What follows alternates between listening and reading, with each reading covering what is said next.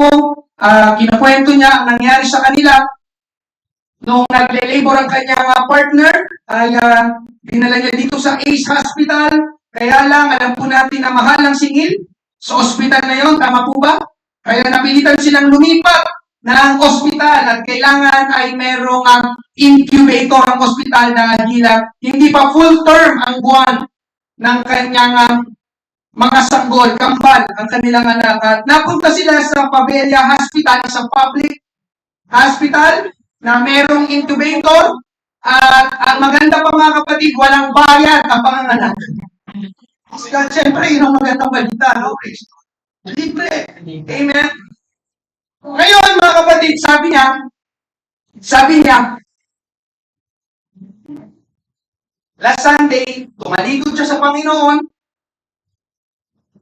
hindi na umaattend ng church, pero noong oras na yun, yung talagang matindi ang kanilang pangangailangan, wala na siyang ibang malapitan, sinubukan niyang lumapit at humingi ng tulong sa Panginoon. At hindi siya binigo ng Panginoon. Sabi niya, ganito sabi niya, habang magkausap kami, napakabuti ng Panginoon. Hindi na ako nagsisimba. Wala na akong oras sa church.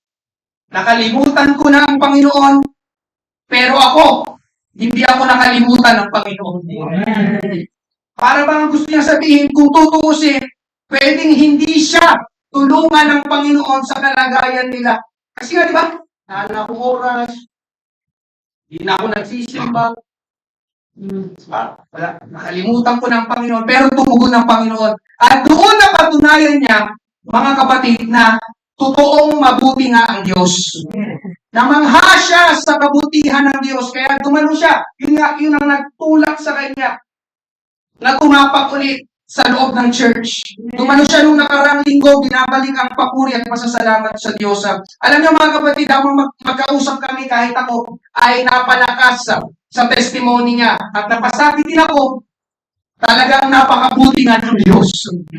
Amen. Merong kataga o slogan na gasgas na sa pakinig ng maraming tao at paminsan pa nga ay ginagawang biro ng ilan. Pero gusto ko pong sabihin ngayong umaga na hindi yun kataga lang, kundi yun po ay totoo at pwedeng maranasan ng bawat isa sa ating mga personal na buhay. Ano yung tinutukoy mo, Pastor? God is good all the time. I will repeat, God is good all the time. And all the time, praise God, yun pong ipapangaral ko ngayong umaga. God is good all the time. Sa lahat ng oras, sa bawat panahon, mabuti ang Diyos. Basahin po natin ang ating main text, Psalms 27, verses 11 hanggang 14. Ituro niyo sa akin ang daang gusto niyong lakaran ko, at nubayan niyo ako sa tamang daan.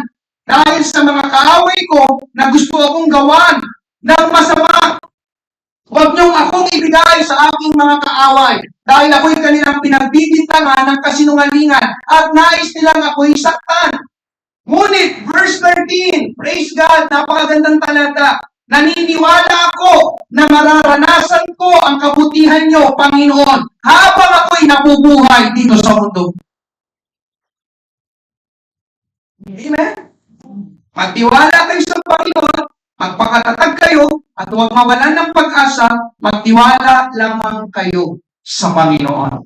Tayo manalangin, Panginoon, marami pong salamat ngayong umaga, Panginoon, sa gawain, sa Sunday morning service, sa bilang ng mga anak mo, O Diyos, na piniling pumunta dito, sumamba sa iyo, makinig at tumanggap ng iyong mga salita. Ikaw, Panginoon, ang personal na mangusap at magpakahayag, Panginoon, ang masagana, makapangyarihan, malayang pagkilos ng banal na Espiritu sa aming kalagitnaan, Panginoon Diyos, na talagang maitatak, Panginoon, sa aming puso at isipan na Ikaw, O Diyos, ay talaga at palaging mabuti. Maraming pong salamat, Panginoon. Lalabas kami sa lugar na ito, Panginoon, na palagi naming mararanasan ang iyong kabutihan. Ito po ang aming panalangin sa pangalan ni Jesus. Lahat ay magsabi na Amen. Walang praise God. Una po natin pag-usapan, that God is good Doubting that God is good, pagdududa na ang Diyos ay mabuti. Maraming mga tao, at baka nga kabilang ka doon, na nagdududa sa kabutihan ng Diyos. Nagdududa kung mabuti ba talaga ang Diyos. Bakit nagdududa? Dahil hindi maganda ang nangyayari sa kanila. Dahil hindi mabuti ang nangyayari sa atin. Amen? Ganun naman mag-isip ang tao. Kapag hindi mabuti ang nangyayari, hindi mabuti ang Diyos. Pero kapag mabuti ang nangyayari, di mabuti ang Diyos. Tama ba? Opo, paminsan, ang Diyos ang dahilan kung bakit may hindi magandang nangyayari sa atin. Amen? Pero last Sunday, ay pangaral ko, palaging may plano at layunin ng Diyos kung bakit. Amen po ba? Sa lahat ng mga narito, last Sunday. Pero malimit, mga kapatid, pakinggan niyo po ito, malimit, ang dyablo, ang dahilan kung bakit hindi maganda ang nangyayari sa iyo. Always remember, the devil is evil. Binawasan lang ng letter D. Biruin mo, nasa pangalan niya na, yung mismong evil. Amen po ba? The devil is evil. Wicked. Sa Tagalog, ang dyablo ay masama. O ang dyablo ang masama. Can you say amen? At kung umaasa ka pa, nababait ang dyablo, hindi na yun mangyayari. Amen? At dahil masama ang dyablo, mga kapatid, ang gusto niyang mangyari sa'yo. Opo, ikaw nakaharap ko ngayong umaga. Ang gusto niyang mangyari sa'yo ay mapasama ka. Amen. Tatandaan mo ito, mga kapatid. Tatandaan mo ito. The devil always hates you. The devil hates you. Amen. Tignan niyo si Job, mga kapatid. Ang ayos-ayos ng buhay niya. Tama po ba? Pero bilang sabi ni Satanas, alisin ang lahat sa kanya. Ganon ang kaaway. Ganon si Satan. Because he hates us. He hates everything about us. Hindi gusto ng dyablo na maging masaya ka. Hindi gusto ng dyablo na umunlad ka. Hindi gusto ng dyablo na maging maayos ang takbo ng buhay mo. Amin po ba? Lalo na nang tinanggap mo si Jesus sa iyong buhay. Lalo na nung nagpasya ka, nadadalo ka na sa church na ito ng The Father's House, sa isang Christian church. Lalo na nang iyong isuko, ibigay, italaga ang iyong buhay para ipagamit sa paglilingkod sa ating Panginoon. Mga kapatid, ngayong umaga, hindi natutuwa ang dyablo sa iyo. Amen. Kaya huwag kang magtaka, Pastor, bakit ganon? Kung kailan dumalo na ako sa church, kung kailan sinuko ko ng buhay ko sa Panginoon, kung kailan nananalangin na ako, kung kailan nagbibigay na ako, kung kailan nagpupuri na ako, tapos sunod-sunod naman ang hindi mga magagandang nangyayari sa aking buhay. The answer, mga kapatid, because the devil hates you. And he hates what you are doing for the Lord. Amen? Hindi nagugustuhan ng dyablo na sumusunod ka na ngayon sa Panginoon. Kaya ang isa sa mga pangunahing ginagawa ng kaaway, bigyan ka ng matinding problema. As in matindi. At dito magaling ang dyablo. Pakinggan mo ito, kapatid ko sa Panginoon. Dito magaling ang dyablo. Kapag hindi na maganda ang nangyayari sa iyo, ang ituturo ng dyablo na may kasalanan ay ang Diyos. Magaling ang dyablo doon. Ang ituturo ng dyablo na may sala, may kagagawan, ay ang Diyos. Na ang totoo, siya naman talaga ang nagplano nun. Job 1:11, ngunit pagbuhatan mo siya, amen, si Satan na nagsasalita dito, pagbuhatan mo siya ngayon ng iyong kamay. Galawin ko ang lahat ng pag-aari niya at susumpain ka niya ng mukhaan. Kausap ko dito, ni Satan ng Diyos. Naniniwala siya na kapag hindi na maganda ang nangyayari sa tao, ang sisi ay sa Diyos. Tignan niyo mga kapatid, mawawala lahat kay Hope, pero tignan mo. Susumpain ka niya ng mukhaan. Ikaw ang kanyang susumpain. Hindi ang Diablo. Classic ito mga kapatid. Amen? Alam ng Diablo na kapag may hindi na magandang nangyayari sa'yo, ang unang sisisihin mo, ang unang ituturo mo, ang unang pagagalitan mo ay ang Diyos. Amen? Hallelujah. Gusto ng Diablo, listen mga kapatid, gusto ng Diablo na magmukhang masama ang Diyos sa harapan mo. Amen? Gusto ng Diablo na magmukhang masama ang Diyos sa paningin mo. Ito po ay lumang strategy na ng Diablo. Doon pa lang sa Hardin ng Eden. Itinatanim na niya sa isip ng tao na masama ang Diyos. Genesis 3:1. Sa lahat ng hayop na nilikha ng Panginoong Diyos, ang ahas ang pinakatuso. Minsan, tinanong ng ahas ang babae, totoo bang pinagbabawalan kayo ng Diyos na kumain ng bunga ng alimang puno sa halamanan? Ang ahas po dito, amen, ay ang Diablo, si Satanas. Pansinin niyo po ang tanong niya. Totoo bang pinagbabawalan kayo ng Diyos na kumain ng bunga ng alimang puno sa halamanan? Ito po ay isang tanong para pagdudahan ang kabutihan ng Diyos. Totoo ba? Ang pinagbabawalan kayo ng Diyos na kumain? Kung mabuti ang Diyos, bakit niya kayo magbabawalan? Kung mabuti ang Diyos, dapat lahat ng bunga ay pwede niyong kainin. Tama po ba? Kung mabuti ang Diyos, hindi ka dapat nahihirapan ngayon. Kung mabuti ang Diyos, hindi ka dapat nag-i-struggle ngayon. Kung mabuti ang Diyos, hindi ka dapat nasasaktan ngayon. Kung mabuti ang Diyos, hindi ka dapat nagkasakit ng ganyan. Kung mabuti ang Diyos, hindi ka dapat nawala ng trabaho. Kung mabuti ang Diyos, hindi dapat humihina ang negosyo, no? At kung mabuti ang Diyos, hindi ka dapat namatayan ng mahal sa buhay. Come on, church. Amen. Come on, church. Amen. Pero tignan mo ang nangyayari sa iyo ngayon. Kaya alam mo, hindi talaga mabuti ang Diyos.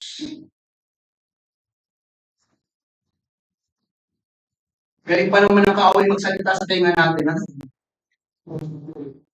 Genesis 3:4-5, kung sinabi ng hindi totoo mamamatay kayo.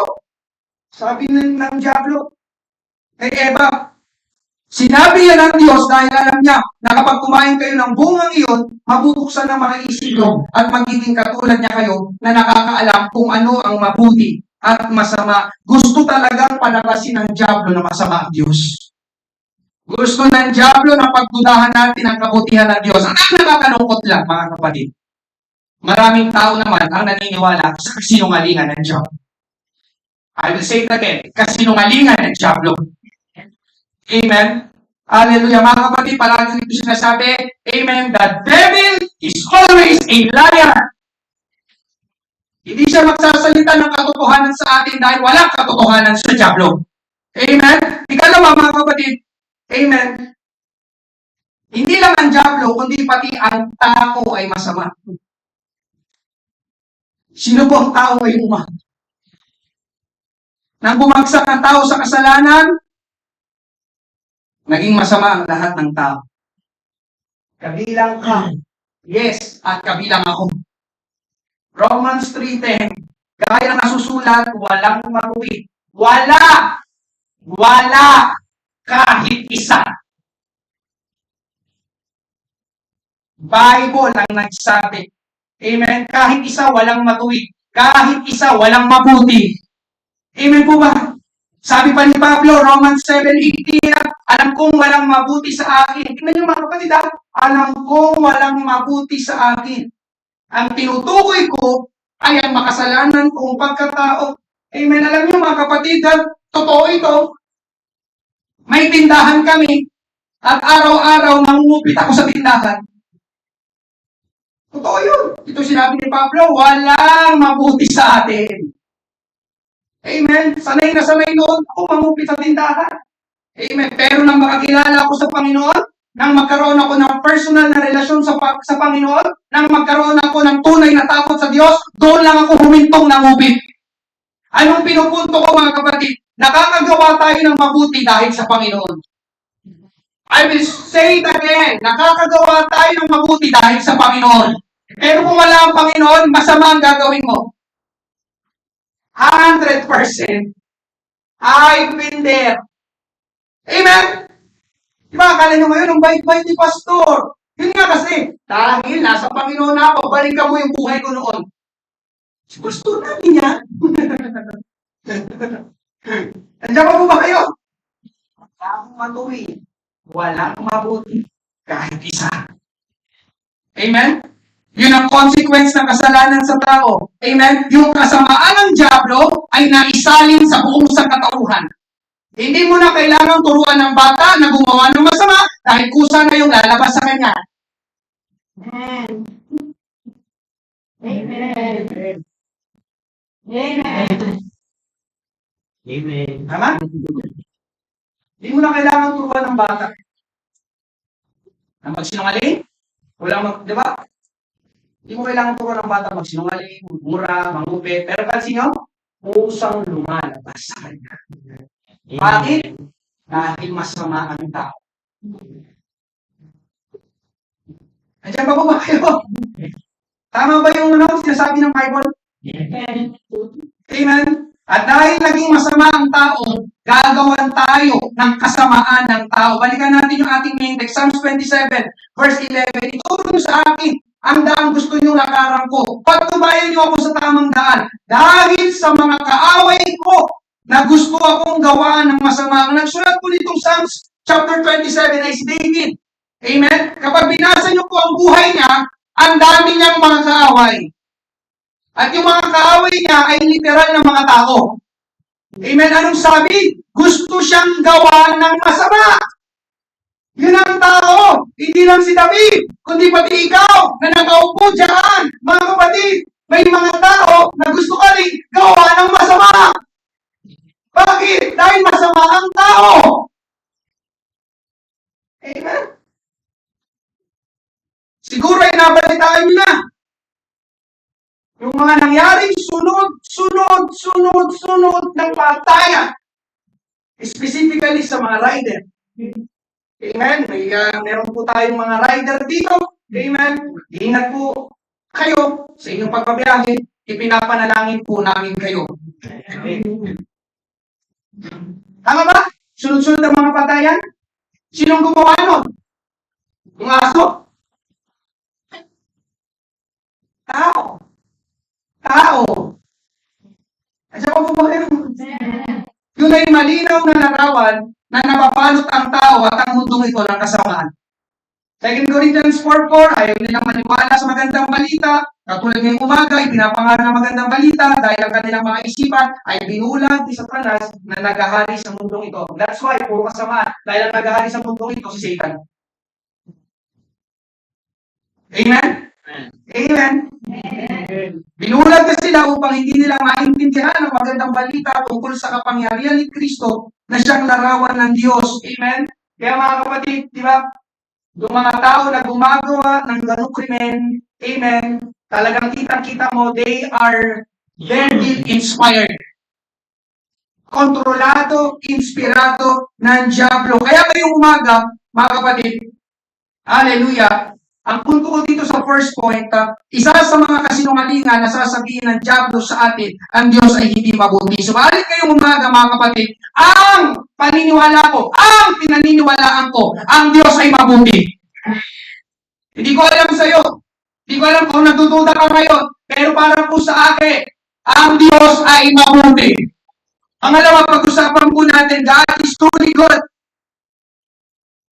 God is truly good. Ang Diyos ay totoong mabuti. Pero alam niyo ba mga kapatid, hindi lang totoong mabuti ang Diyos. Listen. Kundi ang Diyos lang ang mabuti. Hindi siya totoong mabuti. Kundi siya lang ang mabuti. Sinabi ko na kanina, ang dyablo masama, ang tao masama, kaya ibig sabihin, totoo ang Diyos lang ang mabuti. Tignan nyo, may sinabi ang ating Panginoon Jesus sa Mark chapter 10.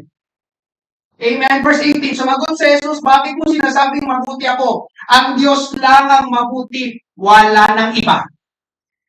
Wala nang iba. Ang Diyos lang ang mabuti. Amen? Katunayan mga kapatid, kapag binasa niyo ang Bible, punong-puno ng mga talata na nagpapahayag ng kabutihan ng Diyos. At isa sa pinakamagandang talata na naglalarawan ng Diyos ay totoong mabuti, mababasa natin sa Psalms chapter 119, verse 65 hanggang 68. Ginawa mo ng mabuti ang iyong lingkod, O Panginoon. Ito talagang ginagawa ng Panginoon. Gumagawa ng mabuti. Can you say amen? Ayon sa iyong salita, turuan mo ako ng mabuti. Pagpapasya at kaalaman. Pati yung kanyang pagpapasya, pati yung kanyang kaalaman. Mabuti. Sapagkat ako'y sumampalataya sa iyong kautusan. Ako nagdalamhati. Ay naligaw ako. Ngunit kayo'y tinutupad ko ang salita mo. Verse 68, ikaw ay mabuti at gumagawa ng mabuti. Mga kapatid, ito po ang Diyos na ipinaparating, pinapahayag at pinapakilala ng Biblia. Siya ay mabuti at gumagawa ng mabuti. Kaya kung may talagang kahulugan ng mabuti, yun ay ang Diyos. Sabi ko, kung may talagang kahulugan ng mabuti, yun ay ang Diyos. What is good? Ang simpleng sagot, God is good. Kapag may nagtanong sa inyo, what is good? Simple lang sagot, God is good. Dahil walang ibang mabuti kundi ang Diyos lang. Yung kabutihan, mga kapatid, yung kabutihan, goodness, nakabuilt in na sa Diyos. At yun ay pinatunayan niya sa simula pa lang. Bago nilikha ng Diyos ang tao, alam niyo mga kapatid, nilikha niya muna ang lahat ng kakailanganin ng tao. Pagkalikha sa tao, pagkamulat ng tao, nakita niya, amen, sa kanyang kapaligiran, nandun na yung kanyang mga pangangailangan. Yun ay patunay na mabuti ang Diyos. Tapos nang makita ng Diyos na nag-iisa lang ang tao, Genesis 2:18, at sinabi ng Panginoong Diyos, hindi mabuti na ang lalaki ay nag-iisa. Siya igagawa ko ng isang katuwang na nababagay sa kanya. Ang kapatid, ang iniisip ng Diyos sa tao sa simula pa lang ay mabuti. Mabuti na kaagad sa simula pa lang, nakita niya walang partner, walang kapartner ng tao. Sabi niya, hindi mabuti ng tao ay nag-iisa lang. Kaya igagawa ko siya ng kanyang katuwang na makakabuti para sa kanya. Sa pasimula pa lang mga kapatid, ang gusto lang mangyari ng Diyos sa creation pa lang ay para na sa ating ikabubuti.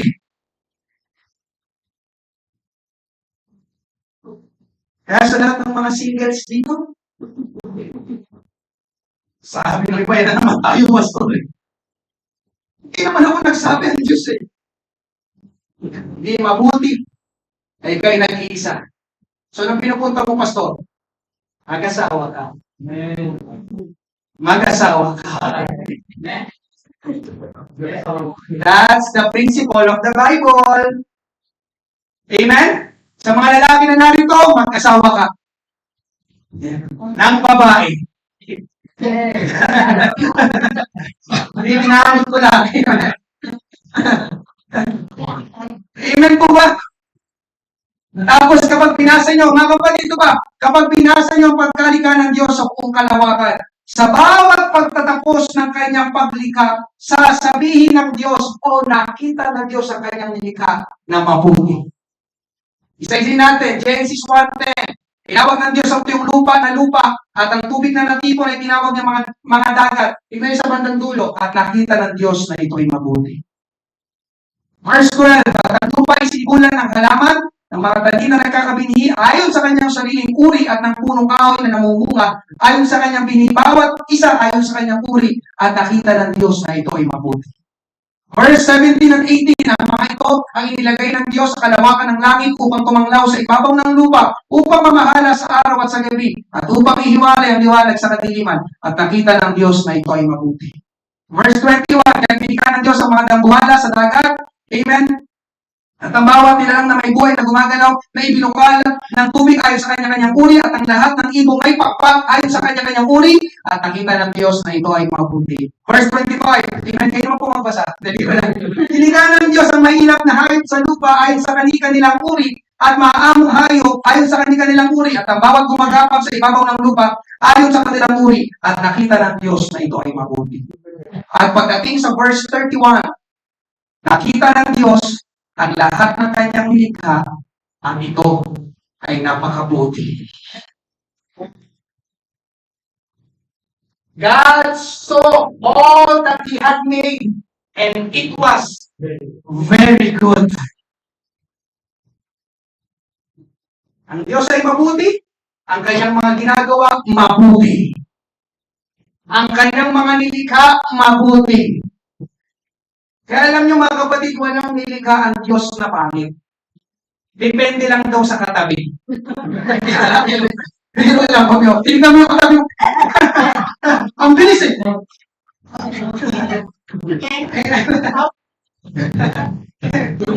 Mga kapatid, listen. Mga kapatid, ito ang Diyos na pinapakilala ng Bible. Mabuti ang Diyos at ang kanyang ginagawa, at gagawin pa ay palaging mabuti. Ang lahat ng tungkol sa Diyos ay mabuti. At ang lahat ng pinanggagalingan ng mabuti ay ang Diyos. James 1:17, lahat ng mabubuti at angkop ng kaloob ay nanggagaling sa Diyos. Lahat daw ng mabuti nanggagaling sa Diyos, na siyang lumikha ng mga bagay sa langit na nagbibigay liwanag at kahit pabago-bago at paiba-ibangan yun ng anino ng mga ito, ang Diyos ay hindi nagbabago. Una mga kapatid, lahat ng mabuti ay galing sa Diyos. Kaya kung yan ay hindi galing sa Diyos, kung yan ay hindi kalooban ng Diyos, yan ay hindi mabuti. Amen. Ikalawa, hindi nagbabago ang Diyos. Ibig sabihin, pati ang kabutihan ng Diyos, hindi nagbabago. Dahil nga nakabit-in na sa Diyos ang kabutihan, hindi na maaalis, hindi na matatanggal. Kaya mula noon hanggang ngayon at magpakailanman, ang Diyos ay palagi mabuti. Amen. Hallelujah. Kaya totoo yung inawit natin kanina. Mabuti ang Diyos. Lagi siyang mabuti. Amen po ba? Napakabuti mo. Kapatid, ang sarap. Nandun ako sa likod. Nakataas, dalawang kamay ko. Bakit? Dahil alam ko at naniniwala ako ng Diyos at nararanasan ko na ang Diyos ay mabuti. Amen. Amen? Ngayong umaga mga kapatid, ito ang problema sa ating mga tao. Kinikilala natin, inilalarawan natin ang kabutihan ng Diyos ayon sa nararamdaman natin, ayon sa nararanasan natin, ayon sa nangyayari sa atin. Pero yun po ay mali. Amen po ba? Nagets nyo ba? Nakuha nyo po ba? Kinikilala natin ang Diyos, inilalarawan natin ang Diyos o ang kanyang kabutihan ayon sa nararamdaman natin, ayon sa nararanasan natin, ayon sa nangyayari sa atin. Pero ngayong umaga mga kapatid, ang kabutihan ng Diyos ay hindi nakadepende sa kung sino ka. Ang kabutihan ng Diyos ay hindi nakadepende sa nararanasan natin. Ang kabutihan ng Diyos ay nakadepende sa Kanya at sa sinasabi ng Kanyang salita. Amen? Kaya ngayong umaga mga kapatid, kung nagkasakit ka, itong mga nakarang araw, nasabihin ko sa iyo, mabuti pa ng Diyos. Kung binasted ka ng nililigawan mo, mabuti pa rin ng Diyos. Kung iniwanan ka ng iyong boyfriend o girlfriend, mabuti pa rin ng Diyos. O halimbawa, wala kang kinain kanina na almusal dahil walang pambili. Pero sabihin ko sa iyo, mabuti pa rin ng Diyos. Amen. Kung nawalan ka ng trabaho, mabuti pa rin ng Diyos. Kung humina ang inyong negosyo, mabuti pa rin ng Diyos. At kung namatayan ka na ng mahal mo sa buhay, mabuti pa rin ang Diyos. Bakit, Pastor? Because God's goodness is not based on us. Not based on our feelings, not based on our circumstances, and not based on our experiences. God's goodness is purely based on Him and on His Word. Amen? Mabuti ang Diyos dahil yun siya. Hindi nakadepende, pangit na nangyari. No. Hindi nakadepende sa iyong mga karanasan at nangyayari sa iyo ang kabutihan ng Diyos. Mabuti ang Diyos because that is who He is. Amen. Mabuti ang Diyos dahil yun siya. What is good? God is good. What is good? Ngayong umaga, Mga kapatid, amen. Singit ko po ito. Si Joseph the Dreamer sa Bible. Alam po natin ang kwento niya. Tuwan siya sa mga hindi magagandang pangyayari sa buhay niya. Pinagtakpan siyang patayin ng kanyang mga kapatid. Pero nauwi lang sa pagbibenta sa kanya. At pagdating doon sa Egypto, napunta siya sa bahay ni Potiphar. At doon sa bahay ni Potiphar ay naging alipin siya. At doon sa bahay ni Potiphar, pinagbintangan pa siya na pinagsamantalahan niya ang asawa ni Potiphar. Kaya siya ay nakulong. At doon sa kulungan, meron siyang tinulungan. Kaya alam mo, nakalaya na yung kanyang tinulungan, ay nakalimutan na si Joseph. Si Joseph, siguro sa isip ni Joseph, ano ba yung nangyayari sa akin? Bakit puro ganito? Pero ang hindi niya alam, lahat ng yun ay plano ng Diyos. At nung siya ay naging prime minister na ng Egypt, naunawaan na niya kung bakit nangyari lahat sa kanya yung mga masasamang nangyari sa kanya. Kaya nung nakita niya ulit yung mga kapatid niya na nagbenta sa kanya, kasabi niya po ito, Genesis chapter 15 verse 20, "Binalak na ninyong gawan ako ng masama, ngunit binalak naman ng Diyos na magdulot ito ng mabuti. Upang mailigtas ang maraming buhay na siyang nangyayari ngayon. But as for you, you meant evil against me, but God meant it for good." Napatunayan ni Joseph, mga kapatid, na mabuti pa rin talaga ang Diyos. Sa lahat ng mga nangyari sa kanya, meron palang inihahanda na mabuting plano ang Diyos para sa kanya. God meant it for good because God is good.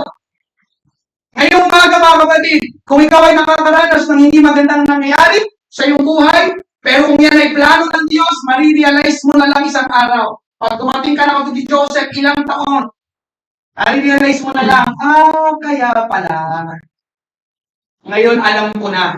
Tapos bigla ka na lang mapapasabi, Panginoon, napakabuti mo nga. Panginoon, napakabuti mo nga.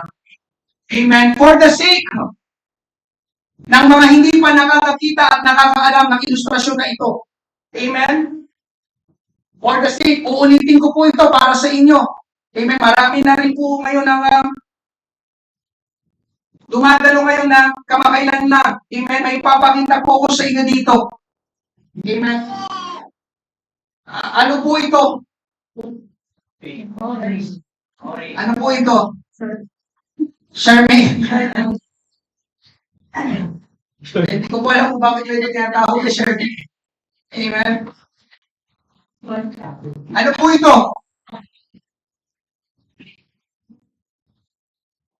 Ito po ay saging. Ano po ito? Sabay-sabay. Okay. Ano po ang kulay ng orange?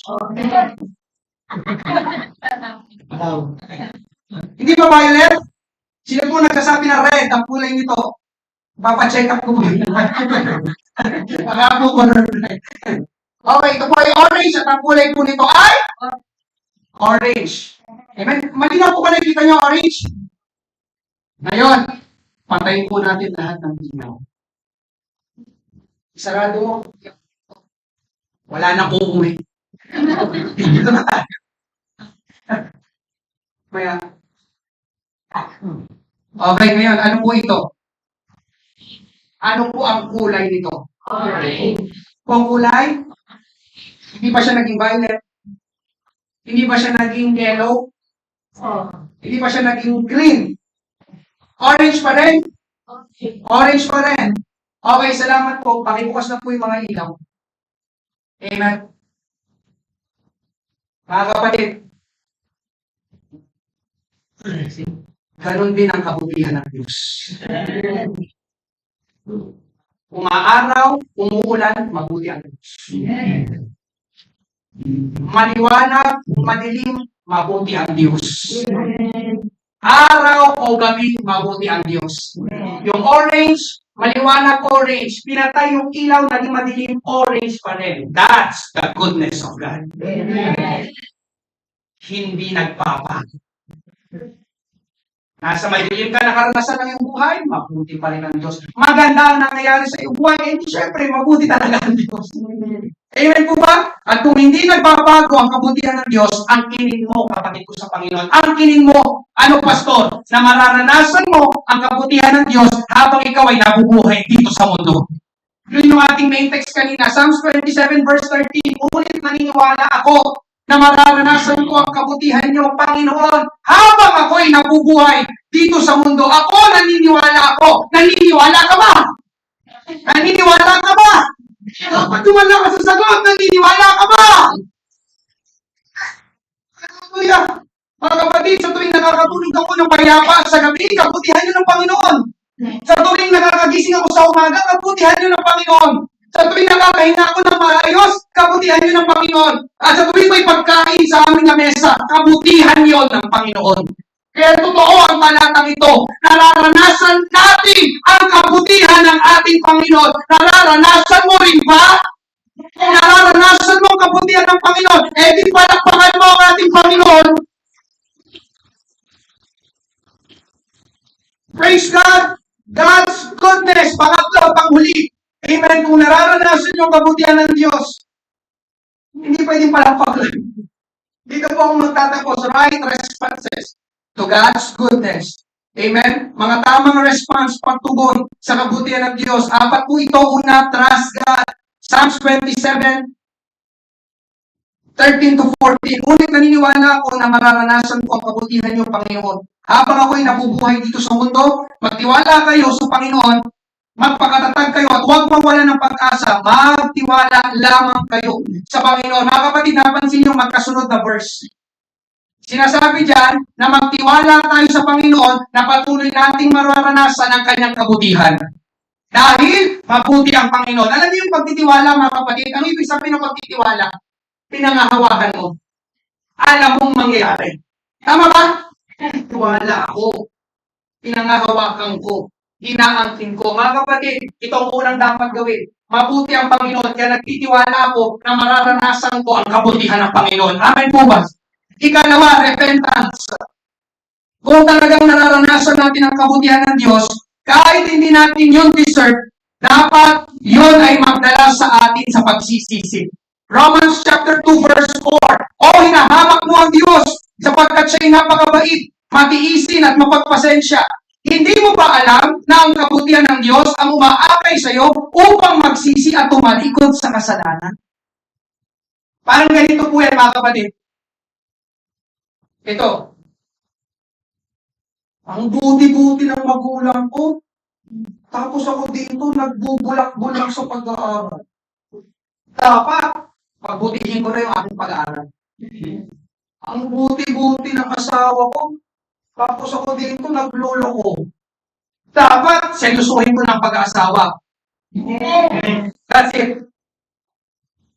Yung nahihiya ka, dahil mabuti ang magulang mo, dahil mabuti ang asawa mo, dahil mabuti ang kapatid mo, dahil mabuti ang mga anak mo, di ba? Ay, bait ang buti-buti nila, tapos ako, puro ko pinagagagawa ko. Amen po ba? Nandiyan pa po ba kayo? Dapat ganun din sa Panginoon. Ang problema, mga kapatid, tinitake for granted natin ang kabutihan ng Diyos. Total, mabuti naman ang Diyos eh. Kaya itong ginagawa, okay lang ito. Pero mga kapatid, yun po ay mali. Ang sabi ko, yun po ay mali. Amen. Amen. Ang dapat na response natin, sa kabila ng mga ginagawa kong mali, grabe, ang buti-buti pa rin ng Diyos sa akin. Amen? Amen. Nakakauwi pa rin ako sa bahay ng ligtas. Kaya ititigil ko na ito.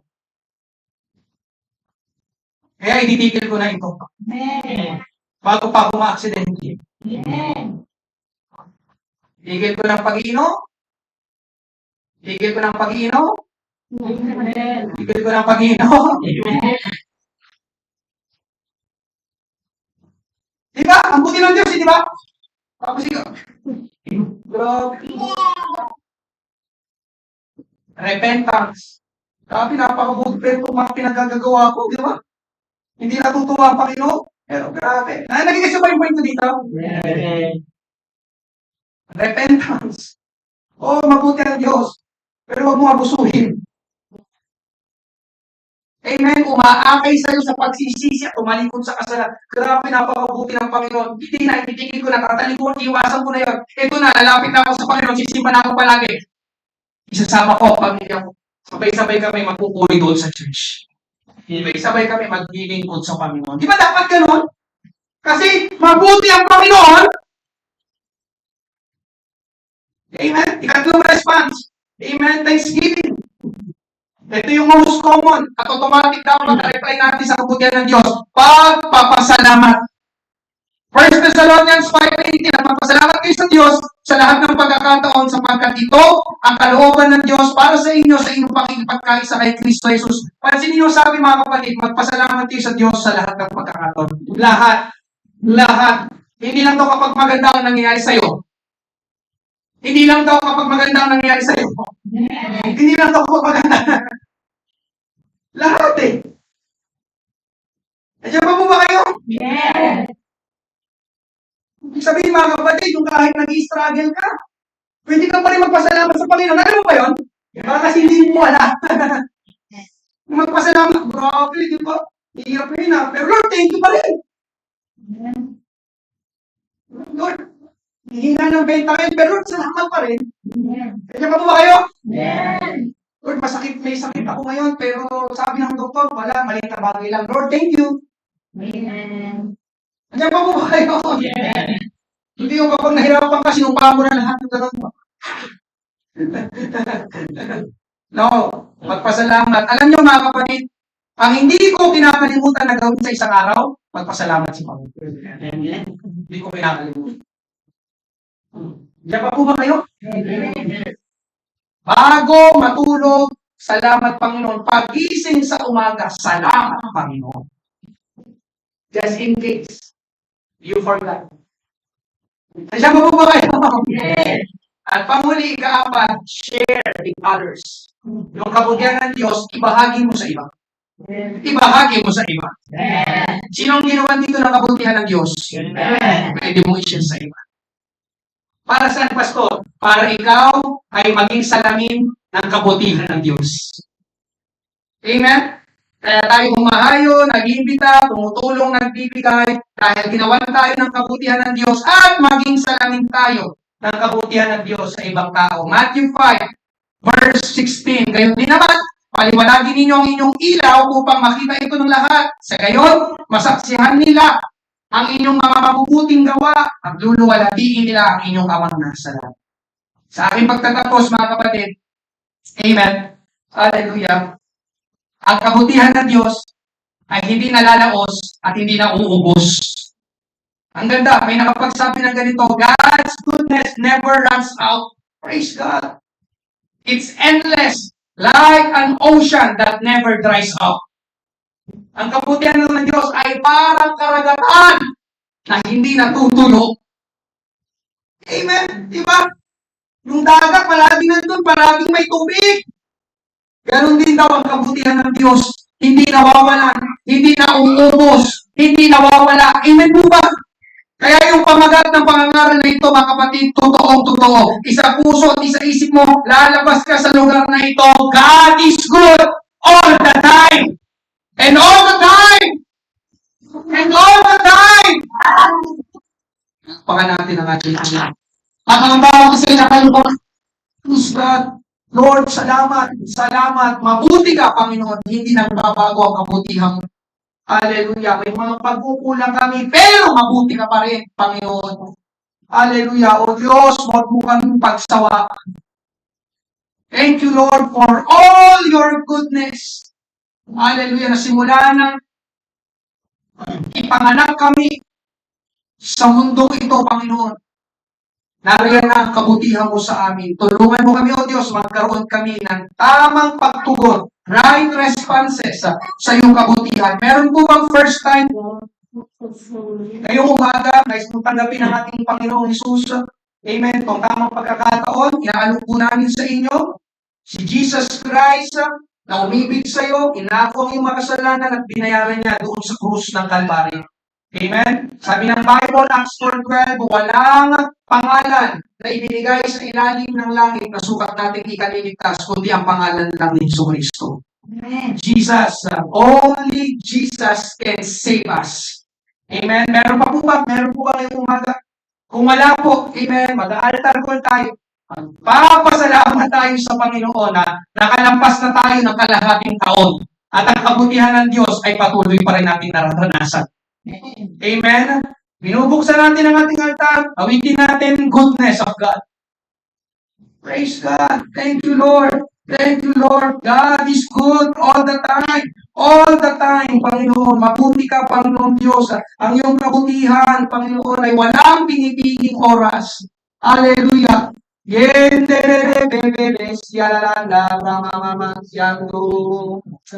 Glory, glory, glorify your name. Thank you for all your goodness.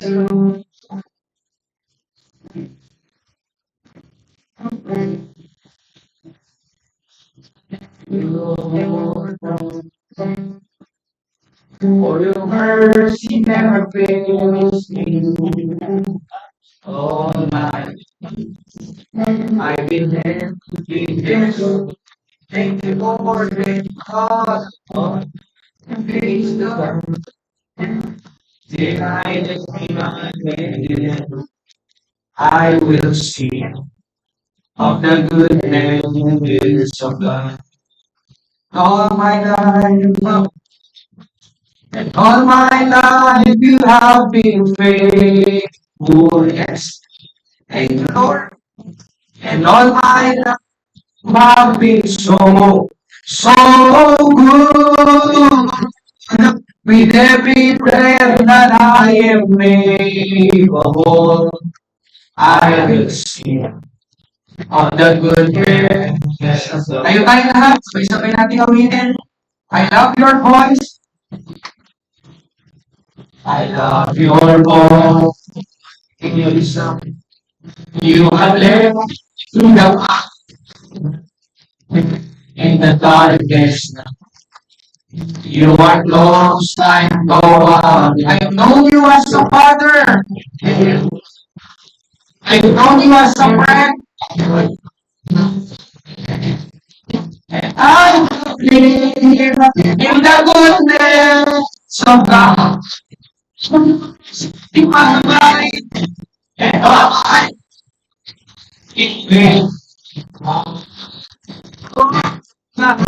and all I so with every I will sing of the goodness of God. You are good, it's right, it's right. And you are good, it's right, it's right.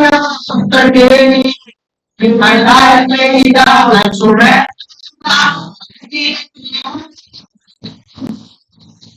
Because you're smiling in your goodness.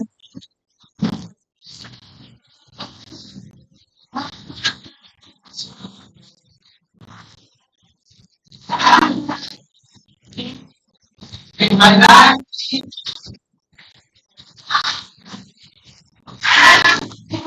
Lord, I love everybody's name and all my life.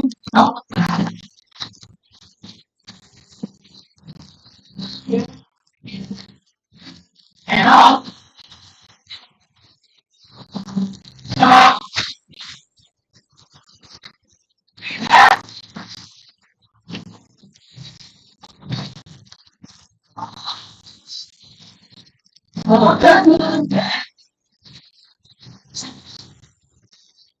I sing Uri, masalamat na natin. Masalamat na natin ang Panginoon sa lahat ng kanyang ihanan sa iyo. Thank you, Lord. Thank you, Lord. Praise God. Praise God. Hallelujah. We give you Lord. We give you praise. We praise you, we exalt you, glorify your name, glorify your name. Hallelujah, hallelujah, hallelujah. Mabuti ang Diyos dahil yun siya. Amen. Uwi tayo ngayong tanghali na dapat ang nakatanim sa ating puso, palaging mabuti ang Diyos. God is good. God is good. All the time. At pangalit natin. Ang programa. Ang pagkakulit mo. Brother Joseph. Manalangin, Panginoon, maraming salamat sa oras na ito, sa iyong salita, sa kagalawanan na aming napakinggan, Panginoon, na tunay, Panginoon, na napakabuti mo, Panginoon, na sa anumang panahon na sa lahat ng oras, Panginoon. Lord, maraming salamat sa bawat mananampalataya na yung dinamo, Panginoon, upang makapanginig ng iyong salita, Panginoon. Ibalik po kami, Panginoon, sa susunod na gawain. Maraming salamat, Panginoon, sa iyong kabutihan sa aming mga buhay, Panginoon. Hallelujah, God. Maraming salamat. Ingatan mo kami sa aming pag-uwi, Panginoon, sa aming kanya-kanyang tahanan. Ito po ang aming panalangin sa pangalan ni Jesus. Amen. So, maraming salamat po sa bawat isa. Ingat po kayo sa inyong pag-uwi. Magkita-kita po tayo sa susunod na gawain ng Amen Church Service. Pagpalain po kayo ng ating Panginoon.